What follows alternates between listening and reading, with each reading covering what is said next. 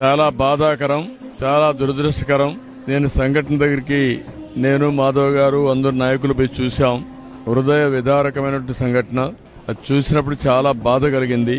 ఈ సంఘటన మొత్తం కలిసి ఇప్పటికి 20 మంది చనిపోయే పరిస్థితికి వచ్చారు. అదే మరి ప్రభుత్వ పరంగా ఒక్కొక్కరికి 20 లక్షల రూపాయల ఆర్థిక సహాయం చేసి మృతులందరికీ 20 లక్షల రూపాయల ఆర్థిక సహాయం చేస్తాం. గవర్నమెంట్ ఆఫ్ ఇండియా 2 లక్షలు ఇచ్చారు. అది కాకుండా 20 లక్షలు ఇస్తాం. వీళ్ళందరికీ ట్రీట్మెంట్ ఇస్తున్నాం.